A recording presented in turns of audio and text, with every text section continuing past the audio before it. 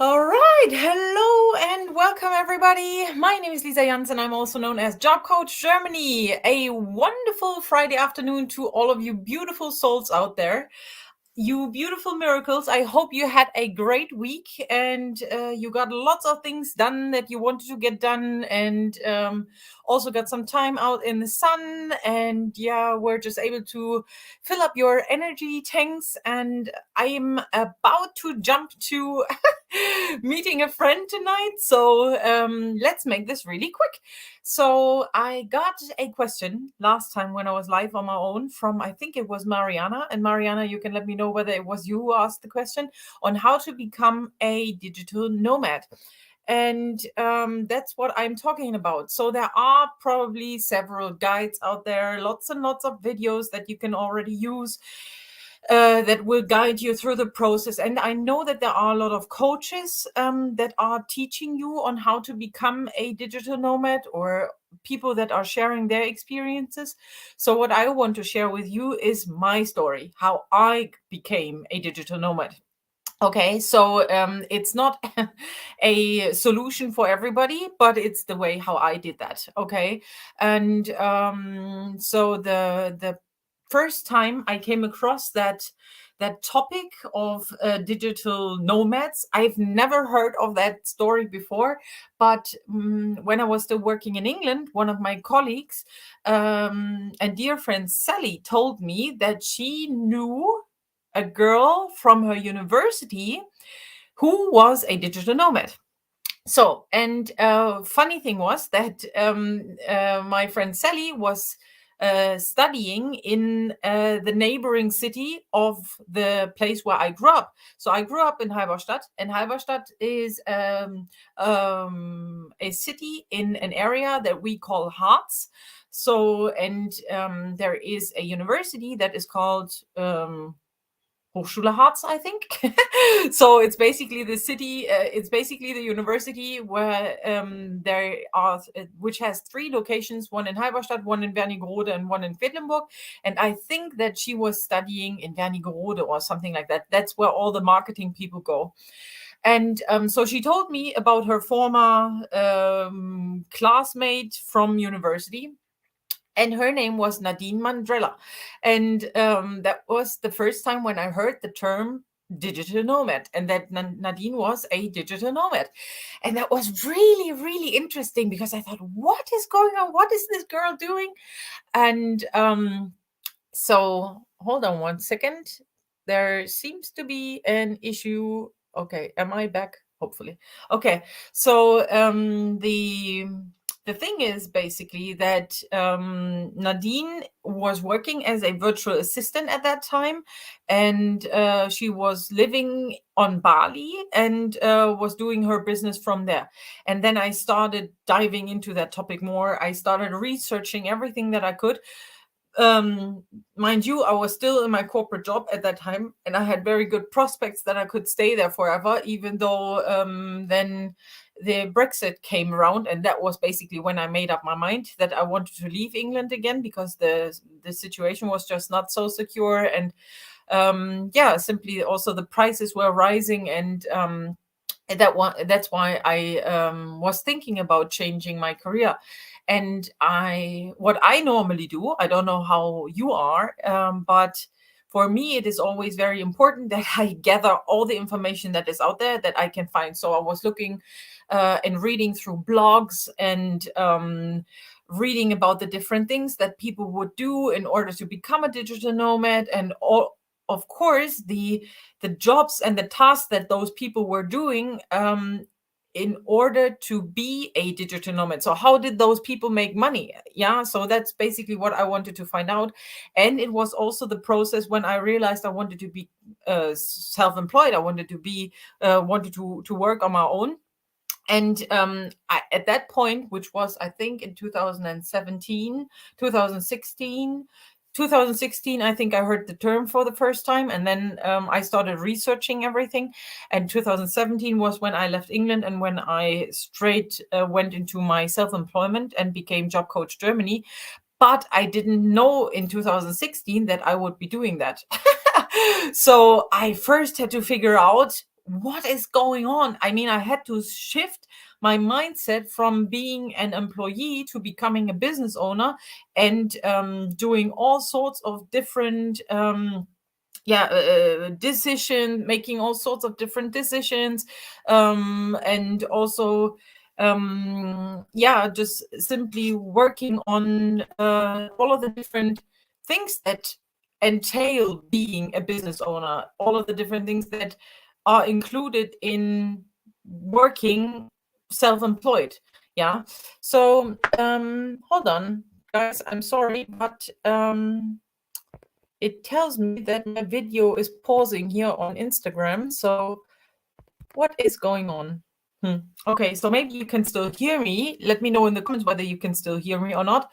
So basically what I did was that I started reading, not just blogs, but also books, in order to find out what it is that I want to do. Okay, so I cannot do that here. I'm sorry. Yeah. Let's go live again. No. All right. Hello and welcome back, Instagram. I'm sorry, somehow the video broke down, so now I'm just doing it again. So I'm talking about how I became a digital nomad. So apart from reading all of these different blogs, what I did was I read a lot of books, because that's what I do. I read and read and read in order to just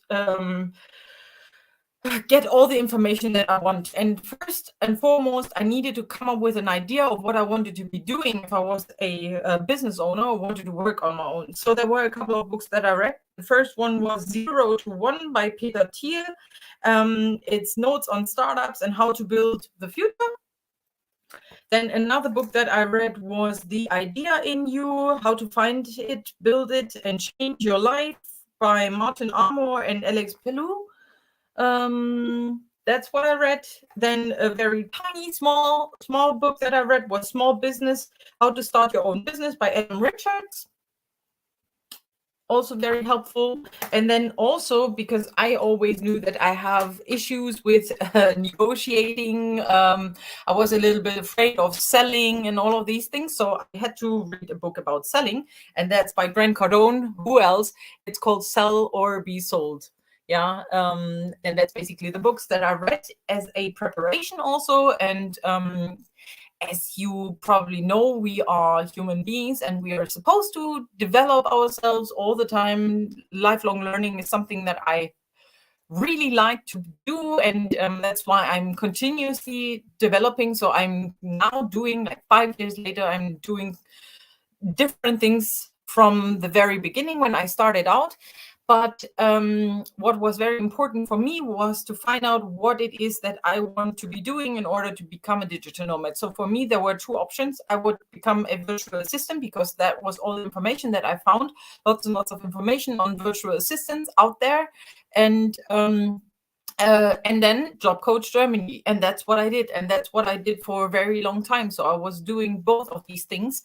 And I started out with basically using a sheet of paper and writing down what my strengths and my weaknesses were. I also wrote down all of the different things that I liked about my previous jobs, all the things that I was good at in my previous jobs, and I wrote down all the things that I didn't want anymore in my future job, in my future career as a digital nomad. And I wrote down all of the things that I didn't like about the corporate world. I also wrote down all of the different things that I wasn't good at. So kind of like strengths and weaknesses, but more related to the tasks that I wanted to do and didn't want to do. And the most important question that I asked myself was, what are people asking me help for? Like, why are they approaching me? What has happened in the past when are people coming to me and ask me for my expertise? And that's the point when I realized there were so many of my friends, then friends of friends, or also relatives of my friends, who asked me, Lisa, you know so much about applying for a job in Germany. Can you help me out with that? Can you take a look at my CV? Can you take a look at my application? How can I improve that? And all of these things. And that's when I realized, oh, I could be Job Coach Germany. And it very much helped that I had gone through a similar experience, having been an expat myself when I was living and working in the UK. So that's basically how this idea, emerged, or this idea came into place when I realized, okay, I wanted to become a digital nomad. So it was for me more this lifestyle of going abroad, living in all of the different places around the globe, and still being able to earn money and pursuing a career that I really like, what I'm very good at. So there, I also researched a couple of things that are recommended that you can do. So, and that are also things that I have done. So the first thing that people also say, so after, for me, it was I had to find out what I want to be doing. And then obviously I was also, I had to find out how I can get those jobs, how I can get those coaches, how I can get those customers, and so on. But there are also other things that you need to do. So, for example, start to reduce your location ties and expenses. So that's the biggest thing.